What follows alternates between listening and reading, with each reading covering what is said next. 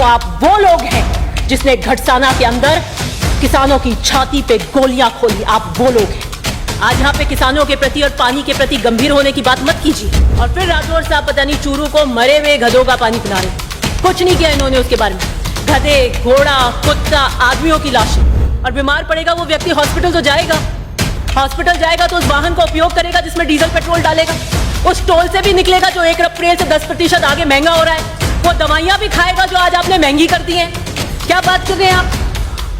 भाइयों और बहनों, मित्रों, हरियाणा में जाके प्रधानमंत्री जी कहते हैं बहुत मुश्किल लगी मुझे डिस्ट्रिक्ट वाइज गधों की गिनती निकालने की। और वहां पे पाया गया कि चूरू के अंदर सिर्फ 965 गधे रहे। उस रिपोर्ट को आसमान निगल गया या धरती खा गई। कहां गई वो रिपोर्ट इतने सालों बाद?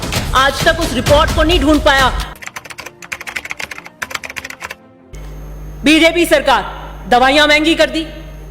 वाटरबोर्न डिजीजेज 60 to 80% इसी से होती हैं। डायरिया, डिसेंट्री, कुछ प्रकार के पेट के प्रॉब्लम। अब कैसे लेगा? पैरासिटामोल महंगी हो गई। डीजल पेट्रोल के भाव क्या हो रहे हैं? बीमार हो गया हॉस्पिटल भागेगा तो कैसे जाएगा? अरे तो मैं तो पढ़ा, मेरे को दिखा नहीं कहीं। आप अपने उद्बोधन में बता देना। आपका बिल्कुल रिलेटेड है, इसमें लिखा है क्वालिटी ऑफ वाटर के लिए हमने ये प्लान्स लगा रखे हैं, लेकिन नहीं होता उसके अंदर। इस तरीके से लोग बीमार पड़ जाते हैं। और बीमार पड़ेगा वो व्यक्ति हॉस्पिटल तो जाएगा। हॉस्पिटल जाएगा तो उस वाहन का उपयोग करेगा जिसमें डीजल पेट्रोल डालेगा। उस टोल से भी निकलेगा जो 1 अप्रैल से 10% आगे महंगा हो रहा है। वो दवाइयां भी खाएगा जो आज आपने महंगी कर दी हैं। क्या बात कर रहे हैं आप? भाइयों और बहनों, मित्रों, हरियाणा में जाके प्रधानमंत्री जी कहते हैं पाकिस्तान पानी नहीं जाएगा। मेरे से पूर्व में वक्ता कह रहे थे पाकिस्तान, वो सुमित गोदारा जी, कि पाकिस्तान पानी नहीं जाना चाहिए। अरे तो भाई आपने कुछ क्यों नहीं किया? 7 साल हो गए।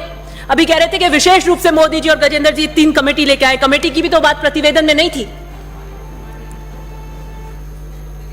और वो कह रहे थे भाइयों बहनों, खून और पानी एक साथ नहीं बहेगा।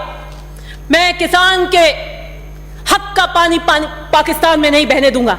आज तक कोई डीपीआर के नाम पर किसी कमेटी की चर्चा तक नहीं हुई है इसके ऊपर। आपको हरी के बैराज के ऊपर वहां पर कोई लिंक बनाना चाहिए था, कोई डैम बनाना चाहिए था। किसान विरोधी बिल बनाकर 1 साल ठप्पा किया। यूपी के चुनाव हुए तो बिल वापस लिया। किसानों की आय 2022 में दुगनी करनी थी। हवाई हो गए आपके सारे वादे। और आप आज जो पानी के संबंध में खड़े होकर यहां से पहले मेरे से पूर्व में वक्ता बहुत गीत गा रहे थे कि हमने क्या किया, मोदी जी ने क्या किया, पानी पाकिस्तान को नहीं जाना चाहिए, किस तरीके से इंदिरा गांधी का नहर का नाम बदल दिया तो सूर्य ग्रहण मर गया। तो मैं आज आपको सदन में बताना चाहती हूं आप वो लोग हैं जिसने घटसाना के अंदर किसानों की छाती पे गोलियां खोली। आप वो लोग हैं। आज यहां पे किसानों के प्रति और पानी के प्रति गंभीर होने की बात मत कीजिए। 6 मौतें हुई। ना तो 70 साल में क्या हुआ, 70 साल में ना तो पहले कभी ऐसा हुआ, ना बाद में कभी ऐसा हुआ। ये हुआ तो आपके टाइम में हुआ। और उसका नुकसान क्या हुआ? उसका सबसे बड़ा नुकसान क्या हुआ? वो ये हुआ कि 2005 का ऑर्डर मैं साथ लेकर आई हूं। एक हिटलरशाही ऑर्डर यहां पर निकलता है और उस ऑर्डर के तहत 19.63 जो इसके अंदर मेंशन कर रखा है इस प्रतिवेदन के अंदर के 2005 के अंदर 14.10 हमारा लाख हेक्टेयर हो जाता है और हमारा यहां पे सिंचित क्षेत्र काट दिया जाता है। और जिसके अंदर सबसे ज्यादा नुकसान फेज 2 को होता है कि उसका 3.339 हेक्टेयर होता है। इतना निर्दयी निर्णय अगर कोई ले सकता था तो सिर्फ आप ले सकते थे।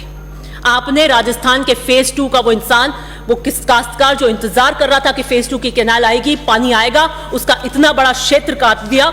ये आपने किया। आपको ऑल्टरनेटिव सोर्सेज ढूंढने की जरूरत थी कि आप लिंक बनाते, डैम बनाते, रीलाइनिंग करते, किसी तरीके से कैपेसिटी इंक्रीज करते, कुछ और व्यवस्था करते। वो आपने नहीं करी।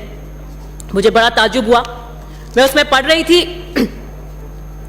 ये एक एडमिनिस्ट्रेटिव डिसीजन था, ये कोई पॉलिटिकल डिसीजन हो भी नहीं सकता। मुझे समझ में नहीं आया उस वक्त आपने क्या सोच रहे थे, क्या आपकी वो थी। और दूसरे इसके अंदर जो सबसे महत्वपूर्ण बात है कि इस पूरा घटनाक्रम की एक न्यायिक जांच न्यायाधीश KS केजरीवाल की अध्यक्षता में एक सदस्य आयोग का गठन किया गया।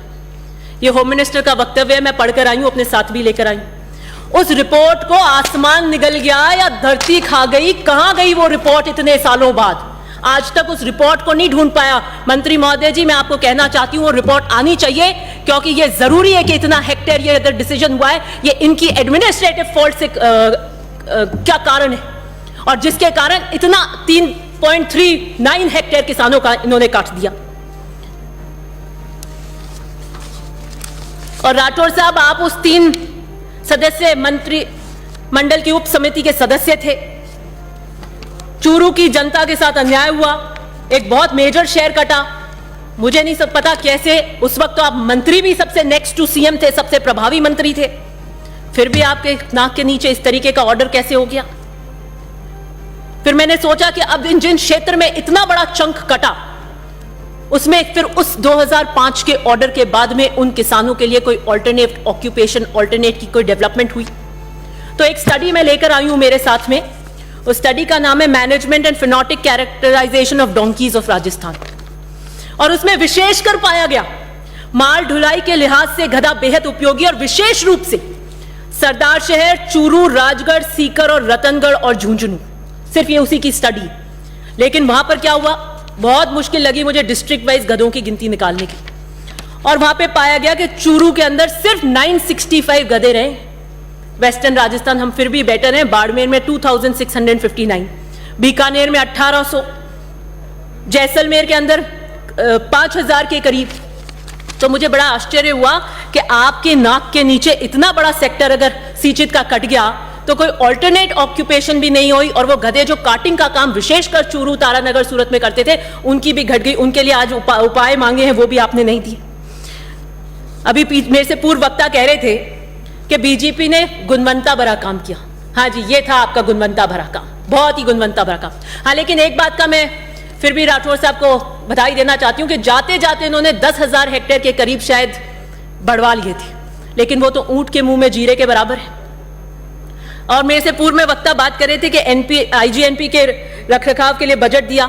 जी हां, 2016 के अंदर दिया था, और 2017 में आपने बंद भी कर दिया।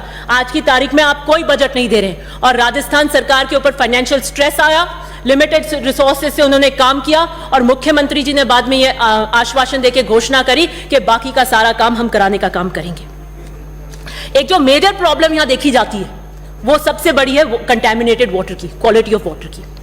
और फिर राठौर साहब पता नहीं चूरू को मरे हुए गधों का पानी पिला रहे हैं, कुछ नहीं किया इन्होंने उसके बारे में। गधे, घोड़ा, कुत्ता, आदमियों की लाशें उस नहर से निकलती हैं, जहां 2 गेट्स बने हुए हैं। अगर कोई मनुष्य की लाश आती है तो उस गेट से गेट के बीच में जो जोन है, वहां के व्यक्ति को पुलिस कंप्लेन करने की आवश्यकता होती है, लेकिन कोई नहीं करता, कोई रिपोर्ट्स नहीं आती। आप बता दीजिएगा मंत्री महोदय, कितनी रिपोर्ट आती है ऊपर से, हिमालय से, पंजाब से, इतनी लाशें आती हैं, ह्यूमन बॉडीज आती हैं, जिसके पार्ट में आती हैं वो गेट ऊंचा कर देता है और आगे निकाल देता है। कोई नहीं है, वहीं डिकम्पोज होती हैं उसी के अंदर, फिर एक नॉमिनल ब्लीचिंग सिस्टम से हम आगे पानी पिला देते हैं। तो मुझे लगता है कि बहुत विशेष रूप से क्लीन वाटर के लिए हमें